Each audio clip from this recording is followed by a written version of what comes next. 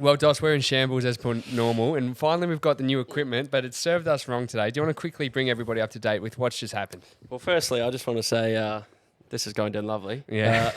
Cheers to It's that. very nice. Cheers. But we've been setting up for probably a good 45 minutes in front of two guys who we're trying to impress, and unfortunately we probably look like dickheads, but we've got the wonderful Cam Sinclair and the amazing Bilko Williams in the house. Or we're in your house, Bilko, actually, so...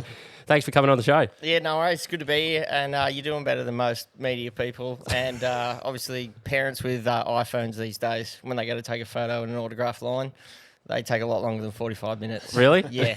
Oh, well, that's good news. Cannot figure out the iPhone just to take a photo. Oh, don't worry, we've been there. So, well, this man's been on before. yeah, well, we've got to welcome Cam back. It was only a few weeks ago, Cam. I'm a pro. I feel good. I'm ready to go. Comfortable. Know what's happening. Do you like the new equipment? It's really good. It's great. Very nice. Lights and cameras and Action. Best mate Bilko here. Yeah, back very in the nice. country. Got the spotlight back on you. I was just thinking maybe those pack of CCs. Maybe you should move them. They're sort of like Oh, the twisties. The twisties. Yeah, CCs, twisties. I'm more of a chicken man. Yeah, I got chicken twisties. Do in the you? cupboard. Yeah. Right, There we go. they're out of the way. Well, we're lucky to have Bilko because you're in the country just for a short period of time. So tell us a little bit about what you're currently doing in Australia. Well, I came home for the World Supercross in Melbourne. Yep. So 2 weeks before, I went to Cardiff in the UK. It's actually Wales, which I didn't know. I thought I was going to England. But either way, just get on another plane. So it's kind of like just a never-ending whirlwind of flights. So since April, I've had 3 weekends at home. And every weekend, just go to the airport, fly somewhere, do some shows, come home. And now I'm back in Oz for 6 weeks. So it's a good opportunity to catch up with family and friends. And, did the World Supercross in Melbourne, then went to Adelaide. And, now I've got a couple of weeks off. How good's And that? just it's good. It's good just to kick back and enjoy and have nothing to do. It'd be nice if the weather was better. I didn't realise Bliss and Esso wrote a song about you or dedicated the song to you that night. That was amazing. So Yeah, you were it was all like- on stage with them, and tell us about that. They just when they brought the new album out, this song obviously suited my story. I had that twice. My movie came out and had a good little storyline that suited their lyrics. To, I guess It was a really good story. He nearly died, and he Yeah, came back and he won X Games gold. Yeah. I'm pumping your tyres up Thanks, here, mate. buddy. Thank you. So it was actually pretty cool. It was awesome to be able to I've done it once before at the old 21st Century. It's Pier Live in Frankston. They had a concert there, and they carried us from the back of the stage to the front. And that was pretty cool. You know, it was like a little small atmosphere. But then to be able to do it at Marvel in front of all my family and friends and Pretty sick. 35,000 people is pretty sick. Yeah. It's very cool. and dirt bike related all. And Yeah, then exactly. Yeah. They That's put awesome. all you got to do is realize the footage of him when his head smashes into the ground. Sorry to bring it up, but and watch his neck fold backwards and then being lifeless in a coma for 7 days and then coming back from that. So when you put all that out in a spectacle, it's like, yep, that shit was real. Well, we're going to dive into a couple of things. We actually did some work with Cam a couple of weeks ago, and he actually told us about where he used to go out in Melbourne back in the day. So we'll come back to that. But Cam told us all about the crash when he was on the pod last time, and that impacted a lot of people. But we were actually really interested to ask you, Bilko, where were you when that happened, and how did that actually impact you? Well, I was in Mexico at the time of all Okay. places, and I spoke to Brooke. First, I spoke to Mark, and he just couldn't tell me anything. And then I spoke to Brooke, and I was going to fly straight there, and they said, don't bother because we only get to see him for an hour a day, like 23 hours a day. His family had flown over there, his brother, his mum, his dad, and they were just sitting in the waiting room for 23 hours a day. And I was in Mexico at the time. And I was kind of naive to the fact of how bad he was, and I just thought, he's my best mate, he's not going anywhere. So I just kept it kind of chill, but in reality, it's kind of all of a blur now, but I just kind of blocked it out at the time. But I wasn't going to go see him because there was no point flying all the way to Spain, with X Games coming up, which Cam was meant to compete about, and they were telling me that even when he'd woken up, they hadn't told him about X Games because he thought he was still going. And it was a kind of a whirlwind, but as I said, I was really naive to the fact of how serious it was and his situation. So I kind of just brushed it off like, my best mate's just, bruised his elbow and he's going to be fine. Yeah. So you boys, how old were you when you first met or, became mates? First met. Like 14, 15, Hallam Club days, motocross. Yeah, still in juniors. Yep. So, I raced BMX growing up, and then when I came to motocross and I could jump a few more stuff than the kids in my class, and then they, started hanging out with Cam and that, and we became friends through that, and then just never stopped riding together. That's unreal. Do you remember any first impressions, Cam? Can you remember what you thought of Bilko when you first met him? I remember to try and impress him. He got a He's flat, talking over the top. he got a flat tyre on his bike, and to impress him, I rode his bike all the way back to the train station with a flat tyre, so he didn't have to. Gee, it's a real good love story. We Yeah, got it this is. feeling at the moment. Sounds like a bit of a rom-com we're about to go into. What about your first impression of Our this first man? impressions for Bilko, I guess. Bring that mic a There bit was- closer, mate. there was such pull a, pull it towards you. Yep. There you go. Yeah, there you go. Yeah, no. So with Bilko, that sounds better. Yeah. So there's sort of a big group of us. There's myself, Chase, Bocker, there's a bunch of other guys who we grew up racing with, and Bilko was just like the young kid, the little kid. You know, we all went for puberty and had balls of job. Bilko's like, There you go. Yep, he's not wrong. he was like a couple of years late, but no, he was just a little pain in the ass, really, and still is. Haven't changed. Haven't grown up. So where did it all basically start for you? So once you guys became friends, then how quickly did it come from, just meeting each other and riding a little bit together to actually becoming best mates and on the same kind of journey? I think we became like best mates and on the same journey pretty much from the get go because we'd love to ride our dirt bike and we go away each weekend, and then we started doing the freestyle shows at the Supercross and then the monster truck shows the next day. And John O'Porter, respect to him, he was the one that led us in that path. So once we started doing that, it was just non-stop. And then the day we did our first flips back in 2004, it changed everything. And then from there on, it was just full-blown madness, freestyle, 100% from that moment on.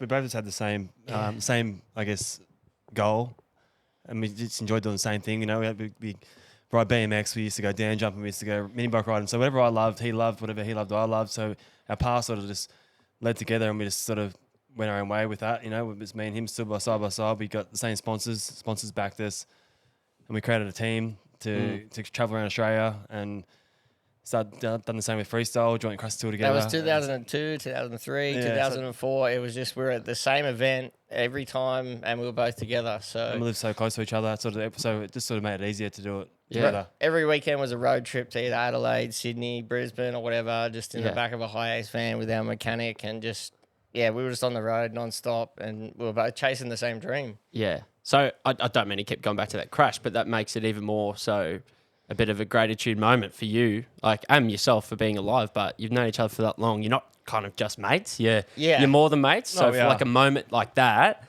it's I guess a bit of a reminder, like, fuck. Like, well, that's why I said I took it. I was so naive in the fact when it happened. I'm like, oh, he's Cam. He's not going anywhere. I've known him for years. He's always there when I call. So, it's not going to be an issue. He's not dead. He's not going to die. But now I look back at it, it's like, we nearly lost you. Yeah, and plus at that time too, there was a lot of accidents. The sport was crazy, Sport was like progressing so much. There's so many accidents. Like, we lost a couple of people that year. Yeah, there's been plenty of freestyle motocross incidents that have ended pretty bad. So it wasn't. It was just. As I said, it's a whirlwind now. When I look back and think of it, I take it a lot more serious now than I did back then. Yeah. Well, as you grow up too, it must impact you even further. Like, now just reflecting, we've all kind of had a bit of a laugh, but at the same time you go, fuck, like, it was such a big deal. But I'm interested too, especially when you two are sort of growing up and you're getting on the scene together. Did you have the mentality that if one of us goes, we both go? Or because it's such like an individual sport, so how did you kind of, I guess, tailor everything to be a team rather than individuals to make sure you both sort of went along the same linear path? I think we had our own inner competition between ourselves, but at the same time, our goals were both the same. And our goals were both to go to America and compete in freestyle. And that's where we ended up. And there was times where we wouldn't share stuff or we wouldn't do this or that. But at the end of the day, the game plan was still the same. And we pretty much took it to the next level as far as X Games competition and Australians being over there. So mission accomplished, I'd say. So it did help out, like I said, we were racing and we needed, I didn't really have my parents' support, so we created a team, Powerhouse Kawasaki racing team, and with myself, Bilko, and we had Anthony, our mechanic, and a lot of sponsors helped us. So we sort of started off as a team from the start, and that sort of led into touring with the Crusty Demons, then touring with Nitro. So we sort of had been a team for a long time, but when it comes to competing, is it more individually? So we sort of compete against each other in a way, but we always still came back together. That's awesome. How important is that healthy competition? I mean, like, because do you think you would be where you are if you didn't have him and vice versa? Do you reckon you would be where you are without Bilko? Not at all, because not. we pushed each other to the brink. Like every time we go practice, it's like, hey, you should try this, or you should try that, or you shouldn't try this, you should try that, or you won't do it. And it was just, we were there to better each other. That's the whole thing. Like the whole time, it was just constantly pushing each other. And not really comparing ourselves to where the rest of the sport was. We were just pushing each other at the time and seeing how far we could take it. And where we took it was to the top. So Not bad, boys. Did you ever have any falling outs or fights or periods of time where you We're didn't like, speak? honestly, we're like brothers. Like Yeah. we fight just as much as we. There's definitely been the old text exchange and the old this and that and social media comments that are below the belt. But that's a healthy relationship between brothers, right? No fights over women back in the day or anything like that? Oh, well, he always got the women until he went bald. What do we fight? No, I don't think we don't. We're brothers, live together, but we do, I was jealous of Cam, as he said. Disagree. Growing up, I think I was like 25 and I still had a premature voice. And all the chicks wanted to talk to Cam when he still had hair. Well, on the way here, we were just talking on the phone and we must have looked at some photos and Dee goes, geez, Cam was a very good-looking bloke back in the day. Thank you. He was very charming too. I can see that too, yeah. Well, he still charms everybody. Yes. You just saw that the other day. Just had everybody at the palm of his hand. Yeah, it did, definitely. So I guess you finally get to the pinnacle. Let's go back a little bit. So when you are on the verge, like there's almost like whispers of there's something happening or there's a deal happening or what are you two saying to each other? Are you texting each other on the phone going, fuck, mate, this is real. This is happening. Do you remember that kind of stage? Everything's so surreal because everything was the opposite for us. In 2009, when I won, Cam was in hospital in a coma. And then 2010, when he won, I was injured a week before X Games. So it was like complete opposites. Like he was on his triumph and I was on my deathbed. And then reverse a year, it's the exact opposite. So went for like 10 years of us competing. We never got to compete against each other. Like, Really? I was healthy because I was every year. Probably for a reason. contest. yeah, it's probably for a reason. So we've never been toe to toe, but I reckon I got him covered. Now you do for sure. I always have. You always have. So what happens then if one of you really does succeed and the other one doesn't, or the first person to succeed or who was the first person to succeed in a major way, and how did the other person feel? Do you feel actually like this bit of jealousy, or you obviously want to be happy for each other? No, like Bilko's always that step ahead of me. You know, he was always. I If guess you I started quicker and got him into it, I guess, in a way. He dragged me along. He gave me the confidence to keep pushing the sport, even though I didn't really have that many tricks. But then when he got hurt at 09 X Games when I won, you can see the jersey up there in the wall. It's got his name and handlebars in the back of it. You can't quite see. You got to turn a little bit to the left. Gotcha.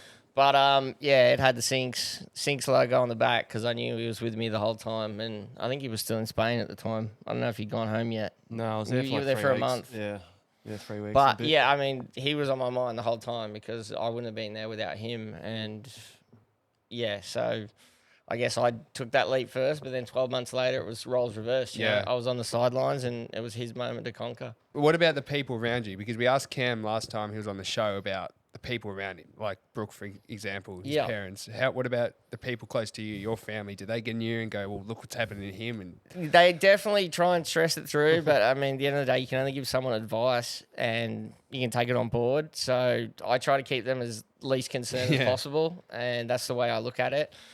And I mean, it took me a long time to make smart decisions in the sport, that's for sure. Yeah. So most of my injuries are from doing stupid shit that I shouldn't have done. And after the buzzer, bonus jumps, ghost rides. So the year I won X Games, I ghost rode my bike after my last run. Didn't know I won yet, and I blew my ACL on my knee and had to have a full knee reconstruction. And just because I did a celebratory ghost ride. Oh, you're kidding me. Fuck. So I guess when you look back at everything now, together, and I know your careers are still going, and you just signed a brilliant new deal with Monster, which is, I don't know if you want to shout that out, but Yep, thank you, Monster.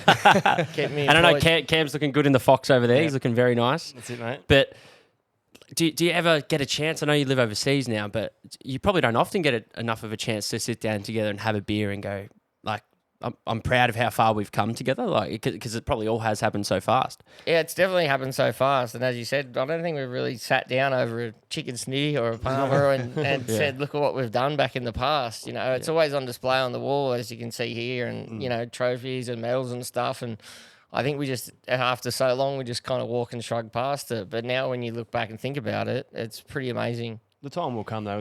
We're still working. We're still riding. We're still, competing. We're still doing what we have. So we haven't had that time to slow down and actually think about it, Reality hasn't struck in yet. Once Bilko hangs the boots up and I'm hanging the boots up, we'll probably go to the pub next time and be like, fuck, we had a good life, Yeah. Stoked we made it.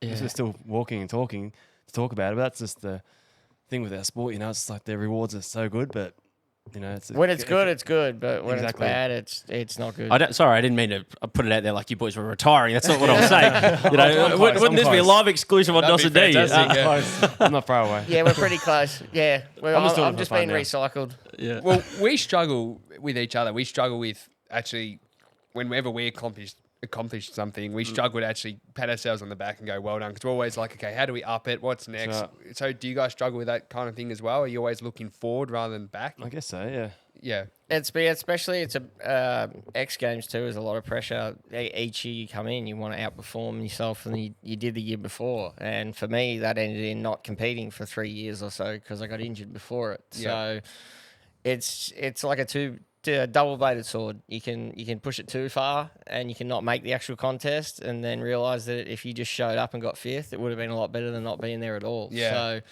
it took me a long time to realise. I think for about 7 years, I only rode for less than 3 just because of surgeries and stuff. Wow. And I either finished on the podium or in an ambulance. And then I realised that if you're there every day, you still make money. So it wasn't until about 2015 that I realised that, and I slowed down a lot, and it just, I wish I was a lot wiser back then. So would you say that moment for you, right, Cam, was when you had your first child? Was that when you had that pinnacle moment? Like, oh, maybe I do need to tame it down a bit, or? Yeah, pretty much. Oh, then again, after my crash, I guess, I still came back and rode and still competed, and that's when I got all my, medals and stuff, I guess, after my crash, but I still thought about it, it wasn't really myself. I didn't really care about myself. I wasn't scared to get hurt. I wasn't scared to die, but after my crash, I seen what other people thought and what I put other people through. It was the hardest thing, for me to be able to get up and pack my bags and go away. And I couldn't do that to Brooke and my family again. So that's what slowed me down. I still had no fear. I didn't really care what happened. I sometimes used to think, fuck, I might not come home because I know how close it was last time, but I can't, it's not all about me. It's more about people around me that I can't do this to anymore. Then obviously you can't let your team down. That's right. When I had my first child, that's when I sort of really made a promise to Brooke I wouldn't do a double backflip again. Just take a step back down and just enjoy the ride and just do what I can, not what I want. Because if I do what I want, I'm going to get hurt. So it's like just take you as well. Take a step back, which Bilko should have done back in 2017.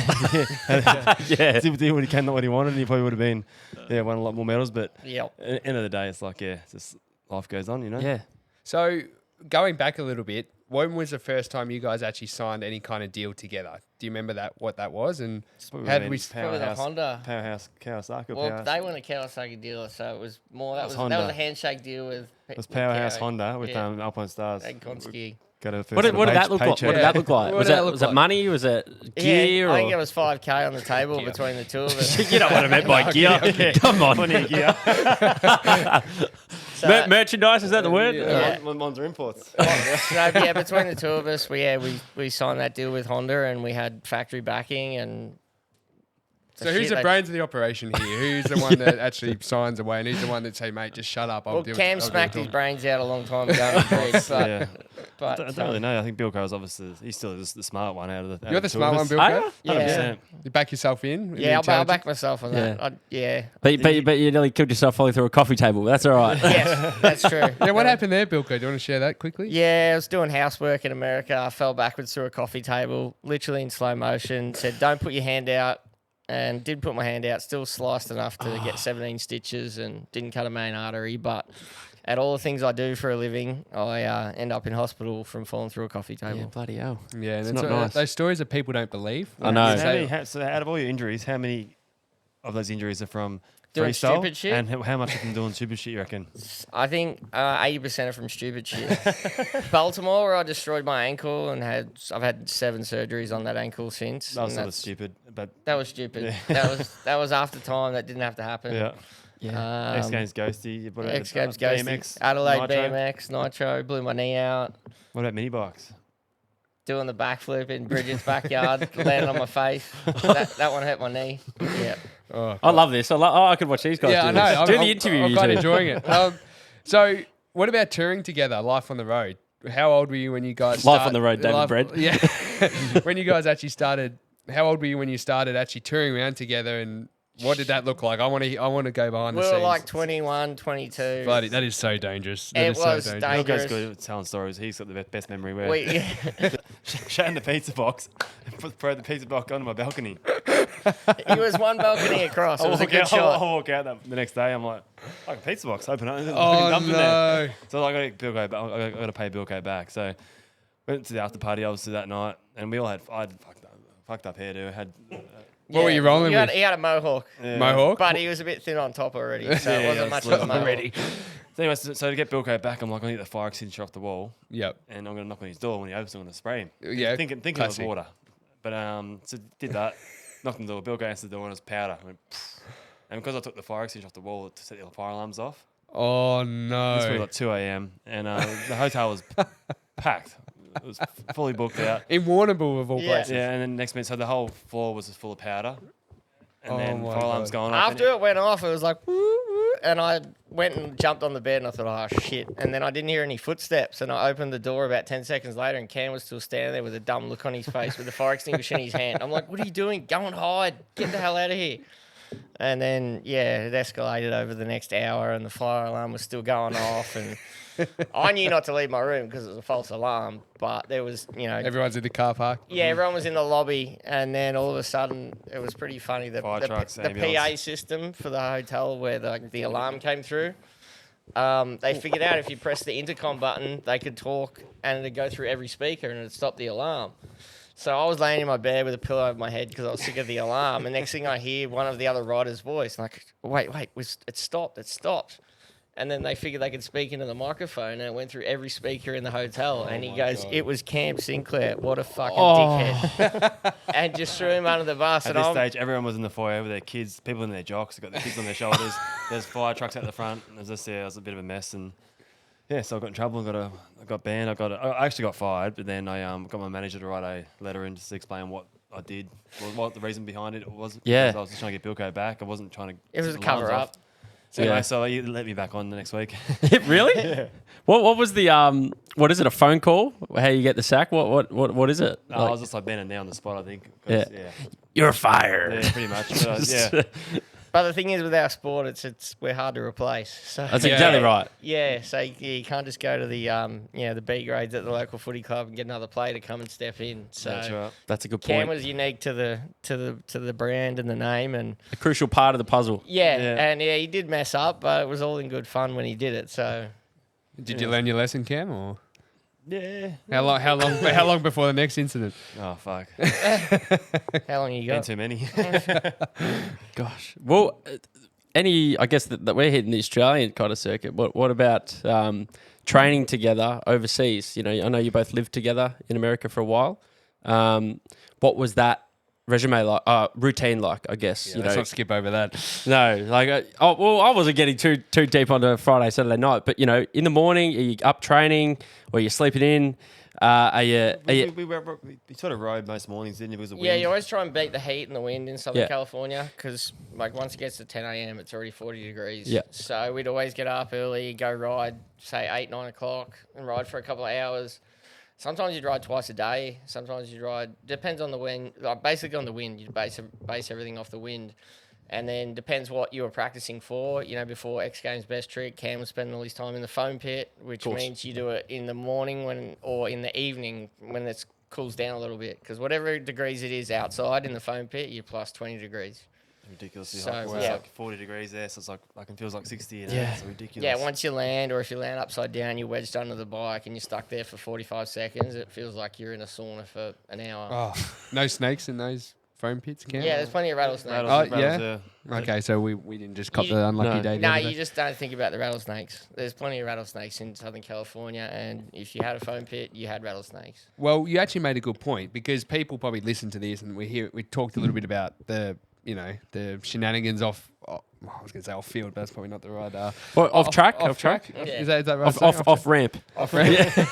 but Offset. In those prime years, how serious? Like, how often were you training? Like, very serious. Yeah, how many hours? What are you putting? And we Okay, very serious. We sort of were, I guess, in a way. Like You'd ride every day, and you do every one of your hardest tricks every day, even though they scared the shit out of you. And then for certain tricks like Cam with his double flip, you wouldn't do that to dirt unless it was the right moment, unless it was a contest. So it was a point where you were doing everything as gnarly as you could, but you still had to keep within limits. Like, he wouldn't go and double flip every single day to dirt because it's just not worth the risk. Yeah. So, but like, even doing it into a foam pit is still just as scary as doing it to dirt. Like, you can get just as messed up if you mess that up any day of the week. So it's kind of like you train hard every day and you practice, but you got to keep it within that you're not going to get tired or mess up or do the same trick too many times where you have a brain fart and you just, you know, it can be all over in a second, because one minor mess up in what we do ends up in serious consequences.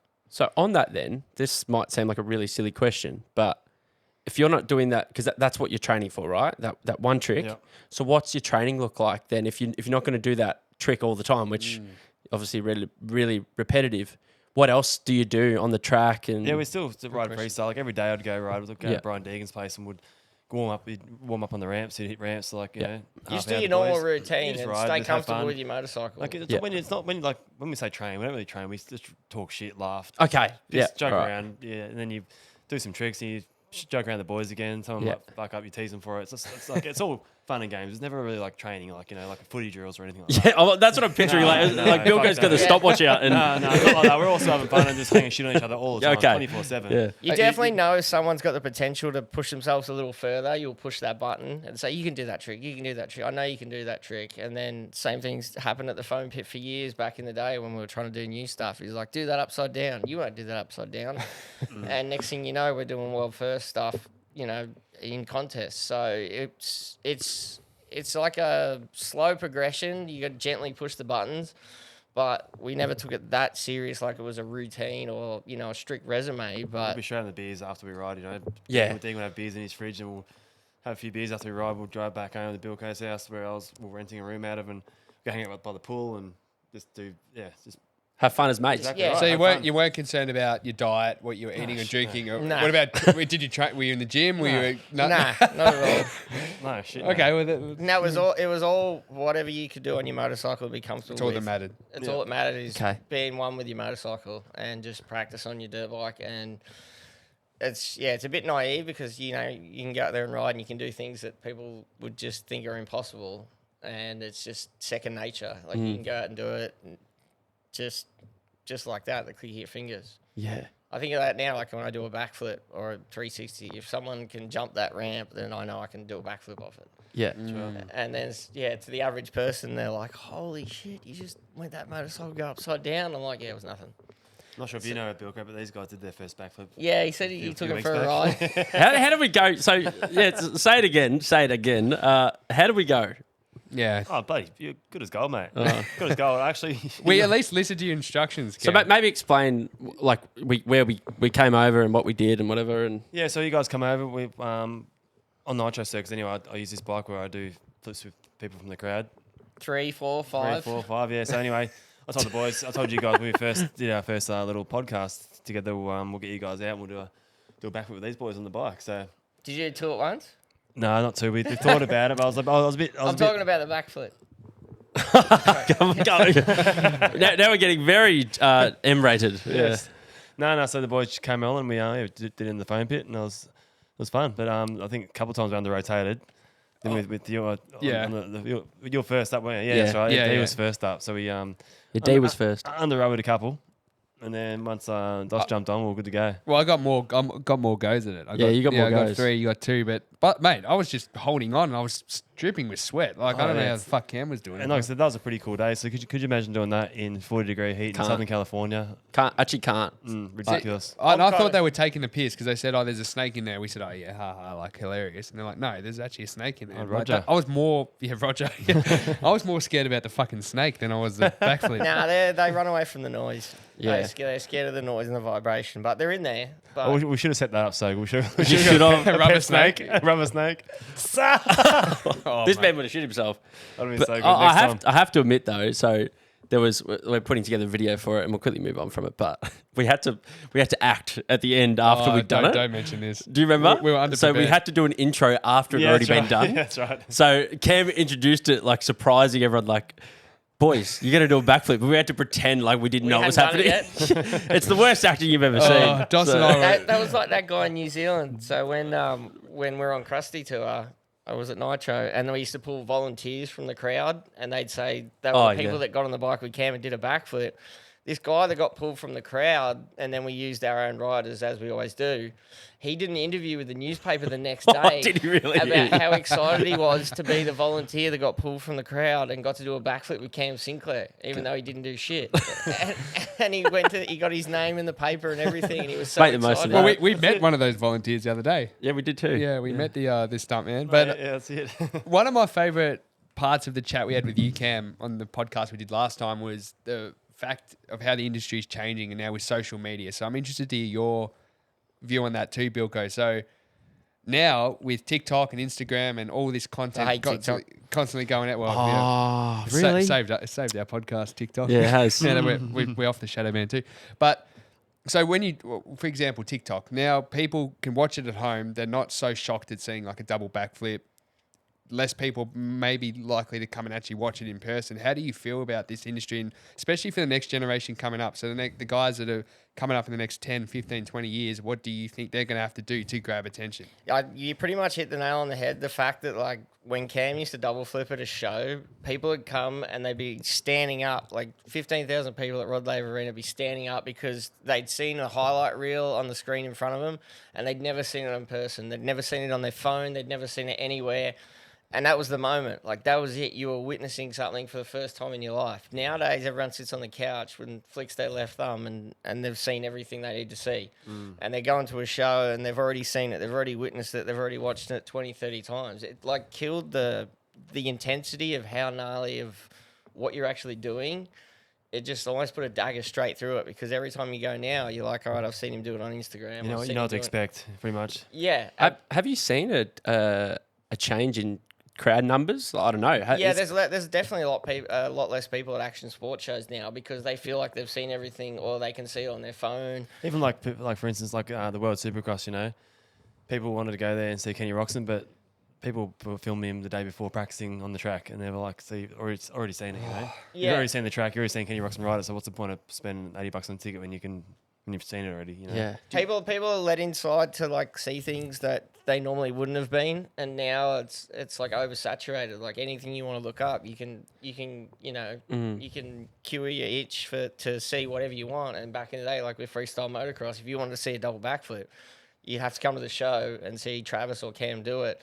And nowadays, fast forward 10 years, it's like I can just sit on my couch and just hashtag double backflip, and I've seen it all. I don't need to go to a live show.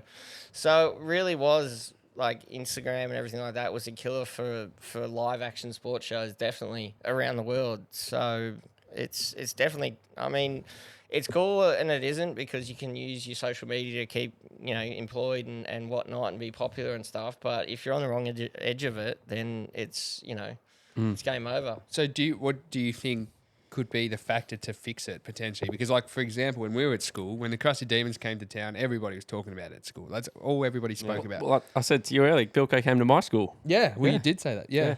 Bilko remembers that clearly. Which school? You don't remember the little chubby fat kid? I remember. that was me. Mornington. No, Baxter. Baxter. Oh, yeah. Close, Bilko. Principal's office.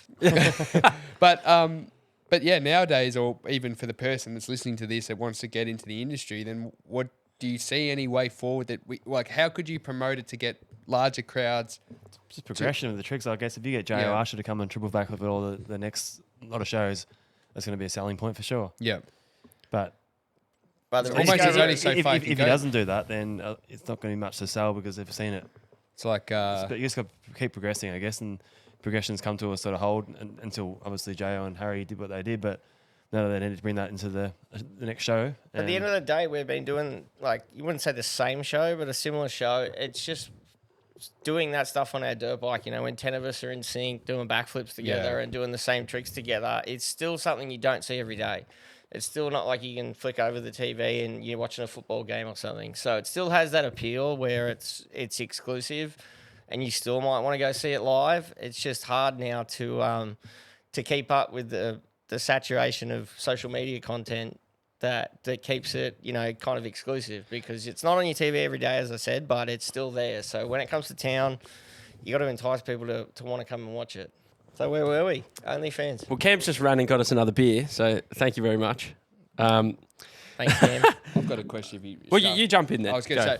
So, all right. Well, then changing tact a little bit. So imagine now, wind the clock back to when you were 16, 17, 18 years old. Still a virgin. We all were. Yeah. Well, maybe not Cam, but Cam's been very quiet. Yeah. So looking at that person now that's that age and they're interested and TikTok seems, or that style seems to be the only way forward for the person actually trying to get in. Like if they've got a farm like this and they can do tricks in the back, do you reckon you would have used a similar tact? Question. Honestly, now it's almost like the sport's unreachable, and it's sad to say because there's such a huge age gap between the people that are doing what we're doing and you like young kids up and coming.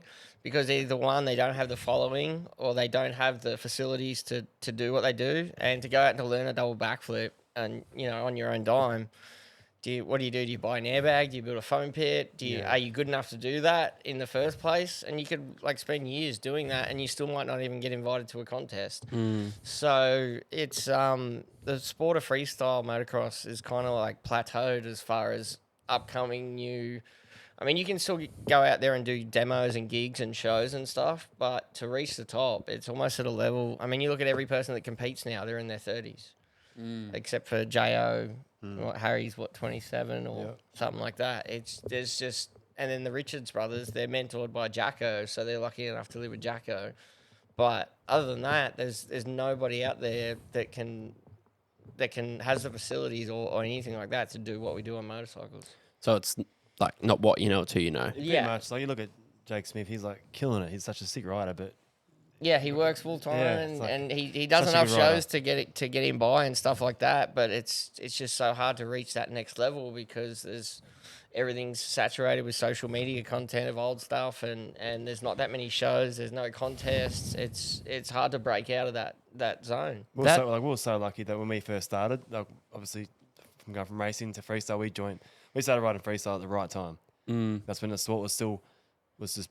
That's when you off. go to. Was it kind of unheard of then? It's it was like the I guess with Crusty Demons was a thing to watch, the thing to be. It was. Trying to And be a part you of. go to X Games and you wouldn't know what you're about to see. You wouldn't know anything that anyone had practiced in the foam pit. And every single person that dropped in was just, you were speechless because you didn't know what was going to happen next.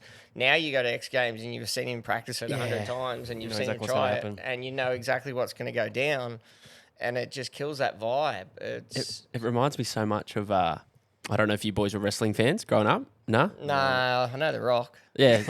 But, like, you know, the Royal Rumble is one of the pay-per-views, right, during the year. And they always have one old wrestler that comes back. Yep. But because of social media, everyone knows before it's happened. So it's lost the pop. Yeah, right. So you might come out and do a double backflip 10 years ago. Everyone would have lost their fucking mind. Yeah. But like you said, like, it's been repeated that many times. I want to know, and I don't know whose would be more impressive, right? So when that first paycheck came in, right? Mm-hmm. What's the silliest thing you bought, or what's something that you just went out there and got? Oh, I got to get this thing. Like, or do you know something that he's bought, and do you know something that Bilko's bought? Well, I guess when I double flipped, I was driving still driving my highest van. Yeah, baby. So the first thing I went and bought was a new Ford Territory. Yeah, I drove 40K on Great, a I've got one 7 too. Series Beamer. But it was in America, so it was cheap. Drove it till the wheels fell off it. Oh well, that's. I thought you'd have something. No, we didn't really buy anything silly because Bilko's obviously backed by his parents. They're the smart people with their money, and I guess Yeah, my mum steals all my money off me. I got a lot of advice from people, and they said just don't waste your money. So I never did. You know, I bought a house and invested and bought a car, and Well, did you splash the cash at all? Like even just going out and nights out? Did you buy the booze? For sure. But then again, we didn't have to buy anything because most of the time it was free. But I mean, I always made smart decisions with my money. When I first moved to America, I moved into a townhouse condo instead of buying a house. Yep. Turns out everything crashed 2 years later, and I got a house for half price. So it was the best thing that ever happened. But it was staying grounded, saying that I didn't needed some big mansion to live in or some special place. It was just needed somewhere just to be based over there. And then fast forward 2 years, you get to go shopping for half price. Yeah. So Cam, watching Bilko from afar, right? He's living over in the States. Yep. He's living in like pretty close to LA. Pretty close. That's where all the business happens. Yep. Have you ever seen him? Is he getting ahead of himself at all at any point? Is he? Do you think he's? Is he hanging out with certain people that you go, geez, Bilko, Has California brainwashed him? Yeah, essentially that. Has California brainwashed him? No, not really. No, like I said, he's still Aussie bloke. You know, he's probably one of the only Aussies that I know have gone to America, and he's been there for 10 years, pretty solid, you know, and he's still got a 16 Aussie accent. Wow, really? Yeah, 16 years, he still speaks like a true born Aussie. There's no American in that at all. You see people go there for 3 months, they come back and like, hey, what up? Dude, Disney World was the best. Yeah. You can't lose it. That's a secret now. That's what I mean. Bilko, he's a true Aussie. Like, you know, you can't take backs away from him. Yeah, you got to say trash can instead of rubbish bin, but at the end of the day, or gas station. Well, I'm the same. When I was over there, I was living there. I was like, you go through Starbucks, you have to put an American accent to understand. Yeah. Otherwise, can I always have a? What did you say? Yeah. Can I always have a? Iced coffee for bike. Yeah. Where's the capsicum? What? Yeah, that was bell my peppers. struggle. Bell peppers. Yeah, that was my struggle. Subways.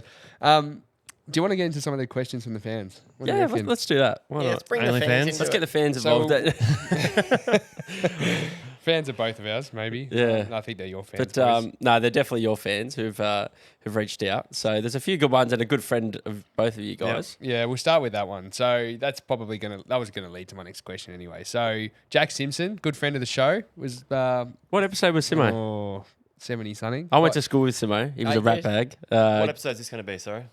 118. 118. 118. Yeah. Cam What are was your thoughts on that number? Actually, mine was Mine's 99. Guess what mine was? What? 99? What was it? 99. Was it? Yeah, it was episode 99. Well, this was Simo's question. So, who partied the hardest in the heyday? I win. Yeah, Bilko. Yeah. I was like, he was always that. Bit I better had at- ADD, He was so it was like not he hard. was that little bit better at everything than everything at me, you know, Yeah. like bikes, shows, maybe not Shagging. the puss. Though. Nah, not winning. No, he's definitely overtaken me there. I was pretty much I had a girlfriend for all my whole touring life, you know. Yeah. And he was just. I was going to same ask, so how long did it take you to settle down, Bilko? Because Cam was quite early. Yeah, Cam was quite early, and it still made me jealous because every time we'd go out, the chicks would still want to. Really? Yeah. Did you wing? Sorry. No, go on. Did you wingman Bilko? Like, what was he like as a wingman? He tried as hard as he Try. could, but I'm like, he I just can't. had that What about charm. Bilko? They're like, Yeah. He just had that irresistible charm. Yeah. And He's got a good smile. Yeah, no matter how much he tried to deflect it off to me, the little premature voice little kid in the corner, it just didn't work. You still would have done all right, Bilko. Yeah, I did pretty good. I did a lot better than him. If I What's didn't ride a your dirt wife's bike. name? Oh, Haley. Yeah, you got to say you've done all right. Yeah, I've done pretty good. Yeah, Yeah, good. I'm batting above my average. Do you want to give us a bit of a love story? How'd you meet Haley? Well, yep, pretty much standard. She worked for Monster, and I went in there and as Dennis the Menace and introduced myself. Yeah. And next thing you know, here we are. Wow. I'd say happily married, but we never got a wedding because of COVID. So thanks, COVID. Yeah, But we'll bloody get there hell. one day. Do you want to ask next Yeah, I'll question? ask the next one. Oh, this is a ripper, actually. So I think he clearly probably follows both of you boys. So Blake Bandy19, his username is. He asks, who flipped first? Oh, I got it. That was me. Really? Yeah. So what is that's a really brief kind of BMX? question, but yeah. Oh, BMX the or dirt start. bike? From the start. start. I think Well, you flipped the BMX into water first. And 50 to dirt? Yeah, I don't know about the 50 to dirt, but then when you went to flip a big bike, Yeah, you Bilko, pushed out, and I jumped on your bike and did it. Yeah, that's Oh, right. really? Yeah, That's a classic. I hadn't ridden for 6 months. I broke both my wrists at a Supercross, and Cam said he wanted to go flip, so I just threw my mini bike in the van and my boots because I don't ride mini bike in boots, but I threw them in anyway. And then Cam was trying to sack it up to do a flip, and he wouldn't. So I'm like, "Give me your bike." With two broken arms. Well, no, that was 6 They months were ago, healed. but I Yeah. hadn't touched a big bike since. My Yeah. bike was still sitting in the garage, and then Did you on the rotate your first one or did you floater? no, first I one? was in second gear, and it kind of bogged, so I just chucked it. And then you said use first, and then so I turned around, flipped it, did 4 in a row, and then he jumped back on his bike, and then he did it. Oh, mate. Well, I love the fact that we Same interviewed day. to it. Same day. Same day. Oh, how good is it having best mates on the show? It's great. It is throw good. each other on the It back. was a good celebration that whole drive home. How long ago was that? 2004. Yeah, right. Yeah, shit. Yeah, when there was Changa's 18th that Yeah, that's night. right. Yeah, and I made out with a hot blonde chick. It was the Yo, best day of my tell us life. more about that. Bilko. Yeah, Bilko got his first route. Was it? Was it? Was it actually? could have been. No. Yeah. We got excited then. All right, well, we got Braden_98, so thanks, Braden, for writing in. He asks, best tour moment from Crusty or Nitro? Shit. Probably Crusty because there Yeah. was way more loose moments in Crusty than there was Nitro. But different for me. Like my best moment would have been Nitro. Obviously, I think double flipping in Rod Laver was pretty cool with my family and friends just after my crash, and doing a side by side with Travis in Vegas is pretty fucking cool too. Yeah. Where was it in Vegas? MGM Grand. MGM At Grand. the MGM Grand Did as he well. tell you the story about? No, come on. all right, so Cam had a bit of a toothache. So over there, instead A of real toothache, yeah. instead of Panadol, they have a thing called Tylenol. And he went to the chemist and he bought Tylenol PM, and it's the one you take that makes you drowsy, so you can Oh, sleep. But he no. didn't know. Oh, no, mate. And he's got a toothache, and he's taking these Tylenols all day, and he's just oh, I'm so tired. What's wrong? And I'm like, what are you taking? He's like, oh, I've got these Tylenol PMs. I'm like, what the fuck do you think the PM means? It's because it's got sleep stuff in it. I thought I was stronger or something. Yeah, They're taking sleeping pills. yeah. So he was Yeah, basically taking over the counter Panadol sleeping tablets to cure his toothache 2 days before he had to double backflip next to Travis Pastrana. I had a root canal that morning. Yeah. Did you really? Yeah. Yeah. Jeez. And how was Vegas after that? How was the night? That's pretty wild. MGM. Vegas sucks. Really? Yeah. I agree. I've I've done been there it. twice. Depends. Too Like many Bilko's times. spent a shitload of time. Yeah. I'm the same. Like you spend a couple of days and you get over it, but depends what you're there for. If you're there for the group of mates, it's fucking awesome. It isn't what it used It's to be. overrated, though. isn't it? It's overrated Yeah. now. It's honestly, it's turned to shit. Now you'll sit at a table and you'll be trying to flag down someone to bring you a drink. Where 10, 15 years ago, there would have been drinks just coming up. Like the whole thing. I was there probably 3 years ago, and I went to use Apple Pay at something. And the hotel's like, we don't have that. I'm What? Like, you're like a tourist destination, the biggest tourist destination in the world, and you haven't updated your facilities to have Apple Pay. Or Fuck. like, you want people to spend money. Yeah. Yeah. Like, let them spend money with their phone. Like, if you don't have your wallet, just cha-ching, cha-ching. So what was your favourite moment though on tour? I answered mine. Yeah, that's What was your favourite moment? Favorite moment. Crusty or Nitro? Probably Crusty 07 doing rule flip. Yeah. So what happened in 07? What was so good about it? It was great until it wasn't just because stepped I got too overconfident. So I pretty much ruled the sport for about 6 weeks, and then I destroyed my ankle and got a permanent pimp limp from it. So